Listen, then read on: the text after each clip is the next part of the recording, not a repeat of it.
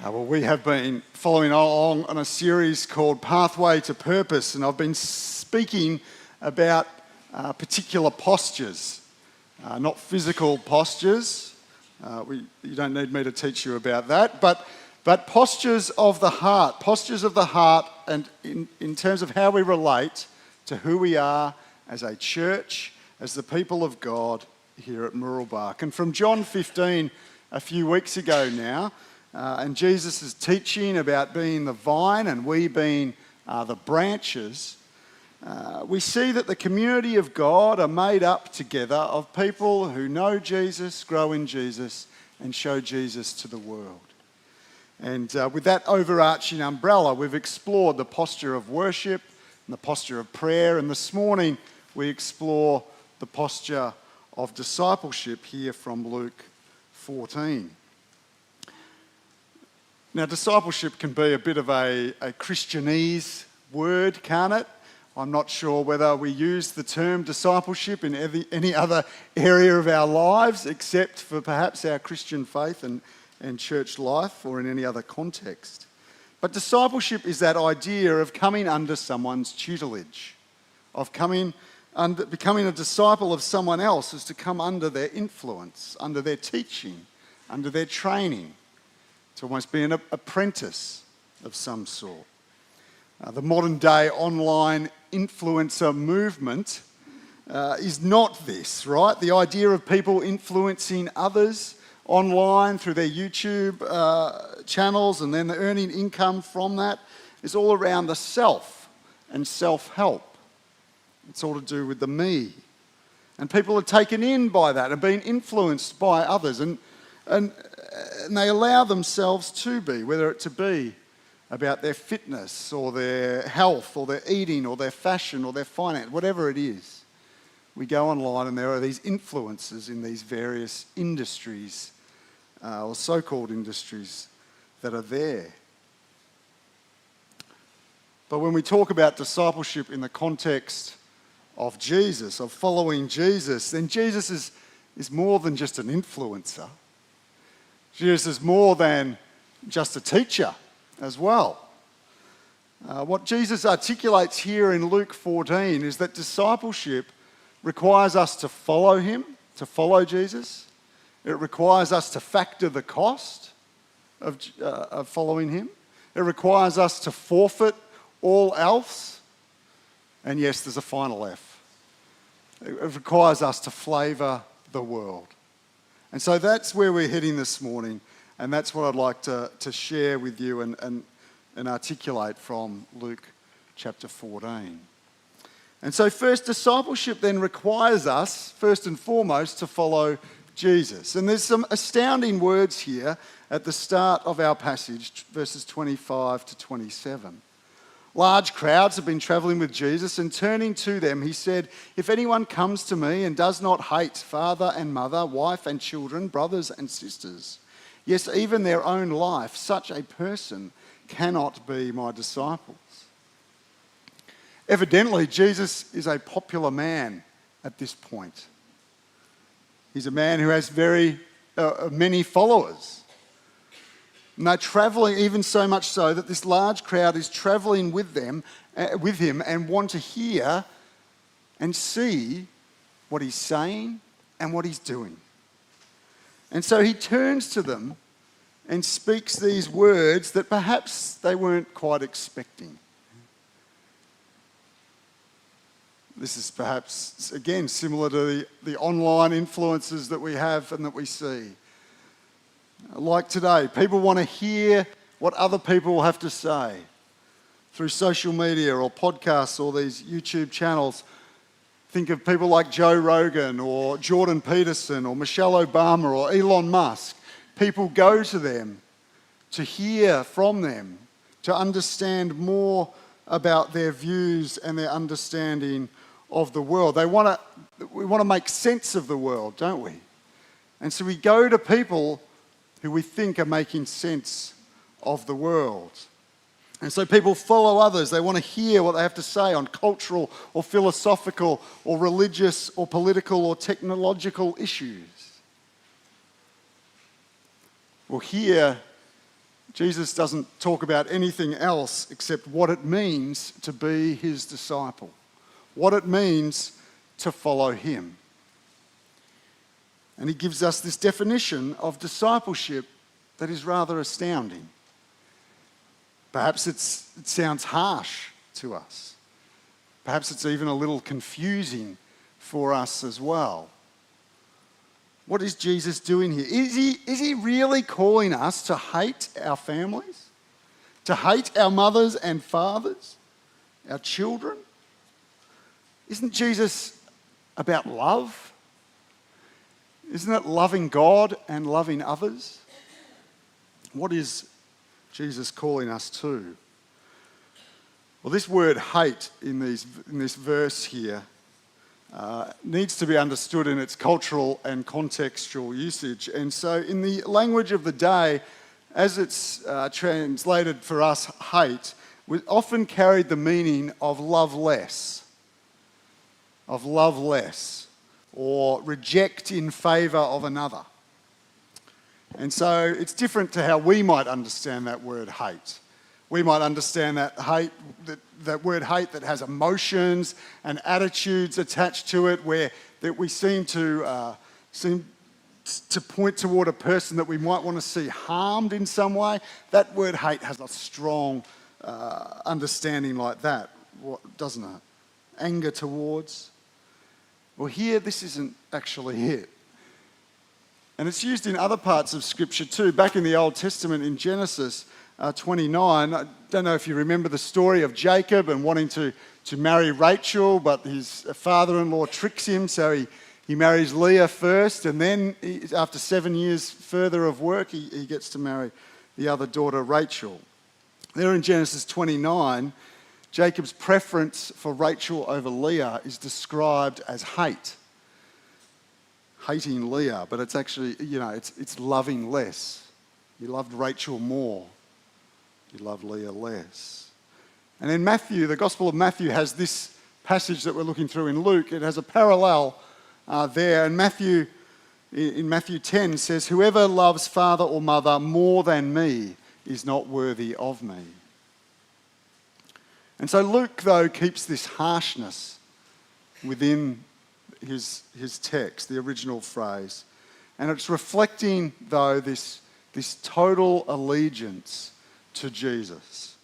This is what Jesus demands, to be his disciple. There's nothing that is to compete with Jesus or against him. The list of family members progresses from father to mother, from parents to spouse to children to siblings, and then even to our own lives.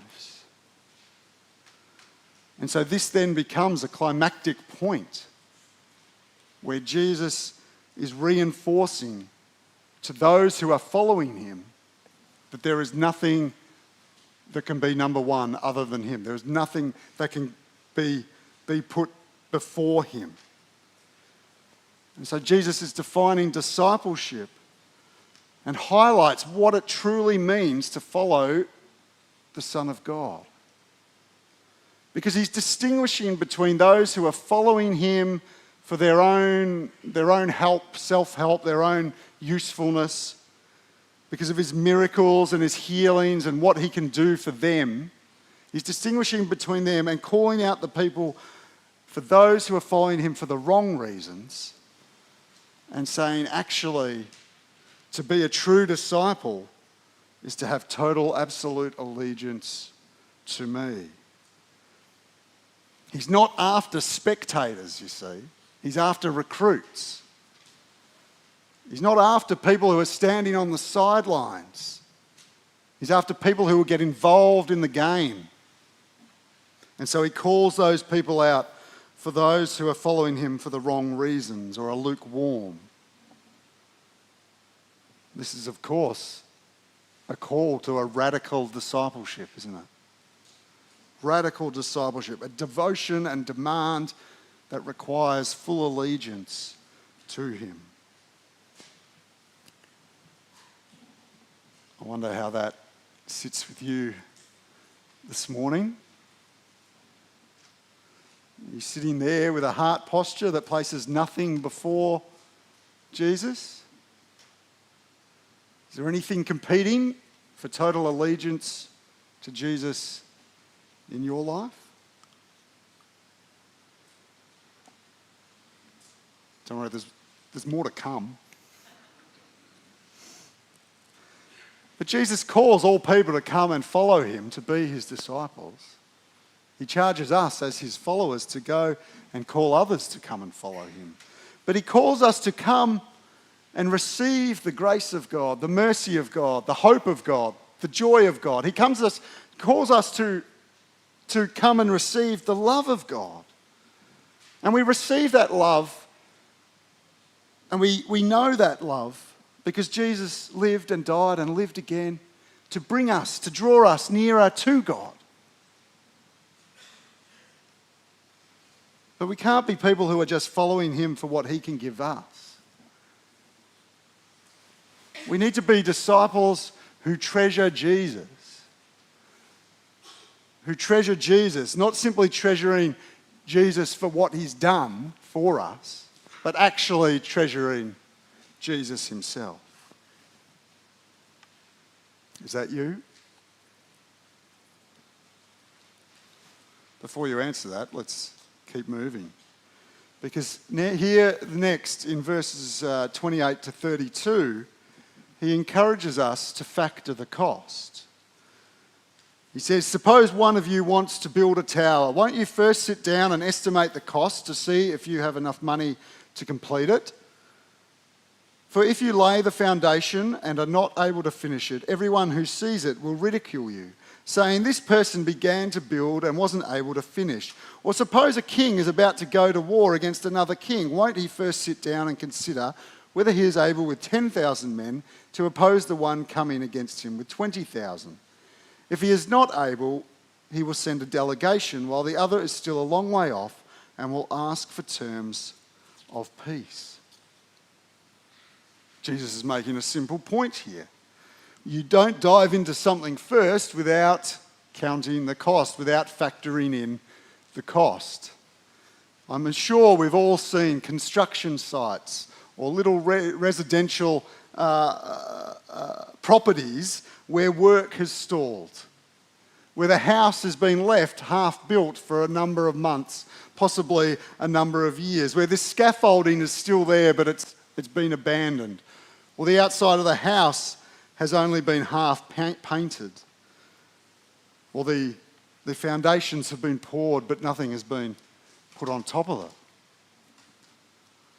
Maybe the builder went broke, maybe the materials cost more than expected. Whatever the case might be, something started out with great intention, didn't it? And then it came to a crashing halt. And it wasn't finished. And now it sits there. It sits there as a wasted project. Jesus is saying, don't let that be your discipleship. Don't let that be your fellowship of me. Don't start unless you're ready to go through with it. That second illustration, the one about nations of war, that illustrates for us further that exact point, doesn't it? But it also more widely speaks of stepping into, again, a major challenge where we may be unprepared.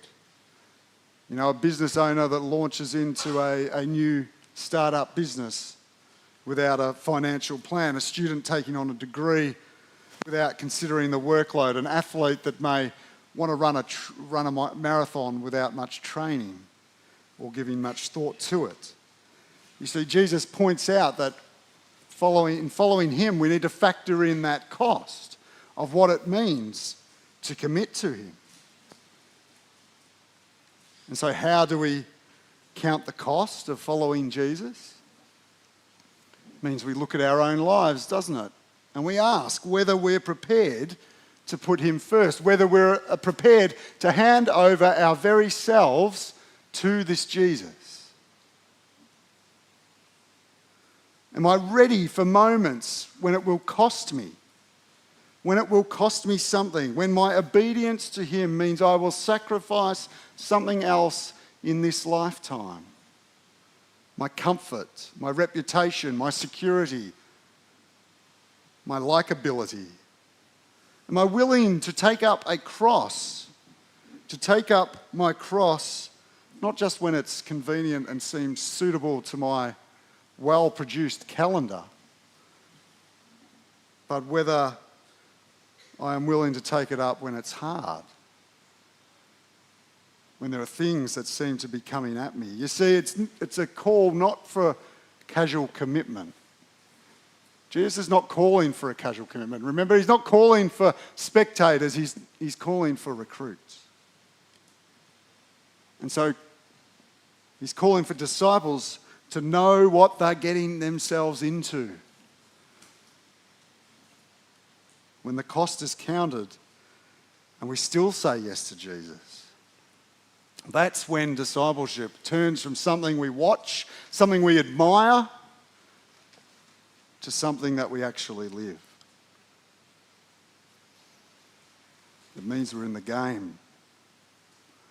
And that leads then to verse 33, where he says, in the same way, those of you who do not give up everything you have cannot be my disciples. I told you it was going to get worse. This is now the second time Jesus says or uses this phrase, cannot be my disciple. The first time is in relation to carrying the cross, there in verse 27. Whoever does not carry their cross and follow me cannot be my disciple. Here, those who do not give up everything cannot be my disciple.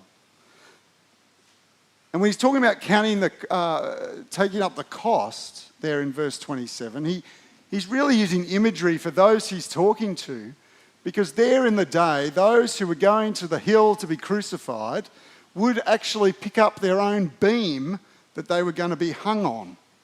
And so the imagery that Jesus there is evoking to his disciples and to his followers as he speaks is something that they can relate to. To carry the cross literally meant carrying the beam on the way to being crucified. And so true discipleship here will then require a willingness to step into a cross-shaped suffering, a cross-shaped discipleship for Jesus in order to live faithfully for him. Total allegiance will come through the burden to carry, or with a burden to carry. And so here in verse 33, Jesus is again reiterating to us what is required. It is required that we forfeit all else in order to be his disciples. Again, the question must be asked, what is competing for allegiance to following Jesus in your life? Remember, this is the posture of our heart. Posture of our heart. It's a heart issue for each one of us here this morning as individuals. It's a heart issue for us together as God's people here at MBC. What is competing for our allegiance to Jesus, to follow him, to grow in him, in our life and in our life together? And this, of course, isn't suggesting that we don't end up doing anything. But Jesus is asking us to reflect on what are the idols of our hearts. What's going on in here? He's asking us to do some hard work. He's asking us to be self-aware, really.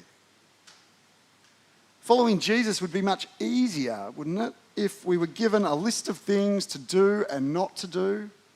You know, don't swear, don't look at pornography, don't eat too much, don't look down on others. Read your Bible, pray, go to church. You know, be kind to people, give money to the poor. I mean, I've just listed 9 things. How many of those 9 things would we fulfill in any case? But it made me think back to creation and fall, back to Genesis 1, 2 and 3. All God asked of Adam and Eve was one question. Was one thing to do, not to eat of that fruit of the tree. They couldn't even follow one instruction.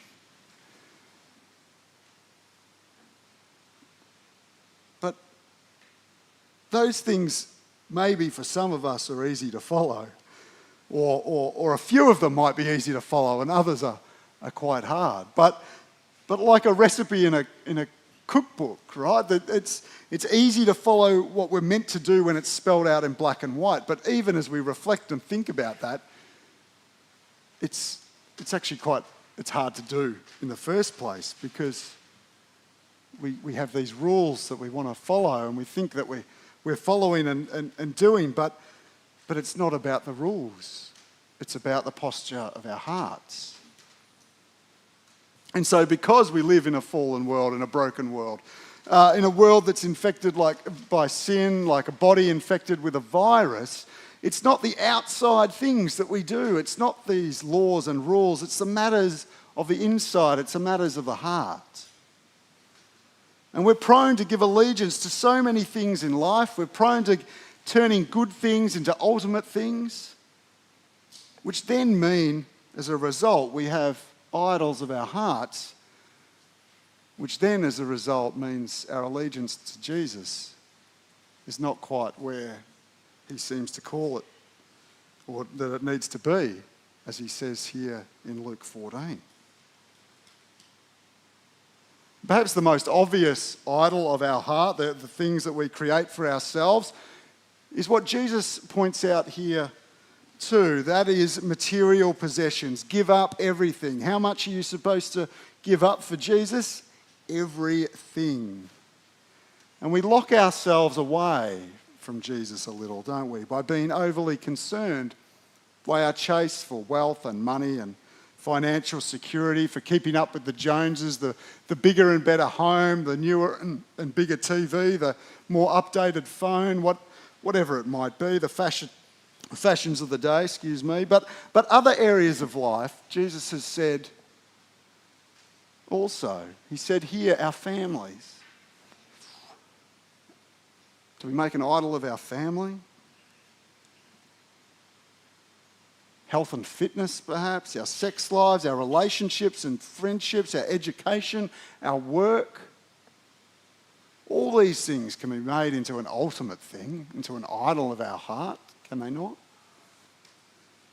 That which places Jesus second and overtakes our allegiance to him. Again, those examples there I just suggest are tangible things we can hold on to, aren't they? They're things we end up doing, and quite often material or tangible. But what about those quiet, unnoticed things of our hearts? The things we cling to, and this is where that self-awareness that Jesus is calling us to and making us do some hard work sort of comes out. What about those things like it may well be when we seek comfort in our grief, where we allow that to define us rather than finding healing in Jesus. Or maybe where we want to control every detail of our lives, or control the people that are around us, or our children. We're reluctant to trust God and his plans and what he might have for us. Maybe when we hold on to bitterness, letting our past hurts shape our future rather than releasing them through forgiveness. Or it may well be when our worth is tied to our success and our achievements. We chase affirmation from those things rather than from God. Or it may well be our fear of failure. So much so that we hesitate to follow where Jesus might be leading us, afraid of what others might think. Now that's the deeper, harder work, isn't it? They are the subtle idols of the heart that turn our gaze away from Jesus. And if not dealt with, if not brought to Jesus and revealed and made aware to us, they may slowly shape our lives in more ways than we realise. And so Jesus' call here to forfeit all else is a call to the hard work of discipleship, the hard work of following him, a posture of the heart. Fourth and finally then, discipleship requires us to flavour the world. And so to close out this speech that Jesus is giving those who he has turned to, he gives a knockout punch, I think. He gives that good right uppercut straight to the crowd that are there before him. Those who are lukewarm or undecided, those who are spectators. He says, salt is good, but if it loses its saltiness, how can it be made salty again? It is fit neither for the soil nor for the manure pile. It is thrown out. Whoever has ears to hear, let them hear. Jesus seems to indicate that if a disciple isn't living up to their purpose, then they become useless. Ouch. What's that? Jab 1, jab 2, jab 3, and then the right uppercut, straight to our chins, yeah? 3 jabs and an uppercut, verses 25 to 27. Verses 28 to 32, verses 33, and now 34 to 35. Are we on the canvas, folks?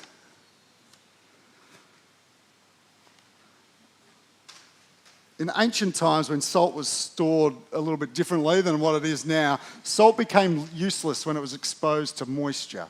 And so Jesus uses this illustration of salt because it was no longer good for preserving food or for to be using in food. It wasn't flavoursome, it was absolutely useless. And so when this becomes the case, it wasn't even worth throwing on the soil or throwing on the manure pile. It was worth nothing. So Jesus here is saying to be faithful and effective in our discipleship, in following him, Jesus is calling us to remain salty. Not salty as in we might be distasteful to others, but salty in that we might actually add flavour to others. A disciple who places idols over their allegiance to Jesus waters down their commitment, compromises their faithfulness. Jesus is therefore calling us to persevere, to keep going. As his disciples, we're called to a long and enduring discipleship.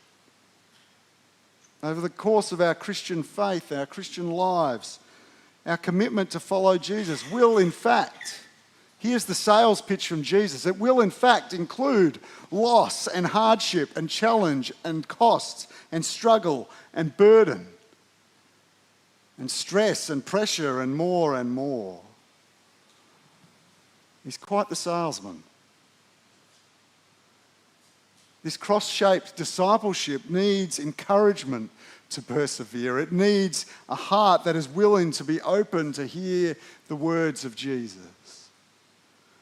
It needs a heart posture that is open to live differently than those around them. And in doing so, show Jesus to the world. Be salty to the world. Show the light of Jesus to the world. Enabling others to understand and know God through the way of Jesus. This, of course, doesn't have to be said, does it? But it is a challenge. And it is hard. But it's worth reflecting and evaluating for ourselves because it's also worth it. Worth it. It's worth committing to. It's worth persevering in. Like a great treasure found in a field, as Jesus uses this illustration in Matthew 13, like a treasure found in a field. One who finds that treasure will go and sell everything they have to go buy this field and have possession of this treasure within. So too, in becoming a disciple of Jesus, it is worth it all For he is above all else, and so we forfeit all else for him, to remain in him in this lifetime and the next. Following Jesus isn't about stepping into some sort of resentful sacrifice that we have to plod through for 80 or 90 or 100 years. It's about seeing him for who he is, the greatest treasure, forfeiting all else to remain in him. We don't want to do that reluctantly, do we? Jesus is even saying, if you're doing that reluctantly, there's no point. It's a radical discipleship to surrender to him. For what we gain is so much greater than what we lose. The cost is certainly high, but what we gain is so much greater. And so Jesus calls us to be people, to be the church, who doesn't just admire the treasure, spectate on the treasure, but to own that treasure, to own and know that treasure for ourselves. A church then that flavours the world by living with a posture of radical and total allegiance to him. This is the way of Jesus. Will you follow him? Let me pray. Heavenly Father, whoever has ears to hear this morning, let them hear. Amen.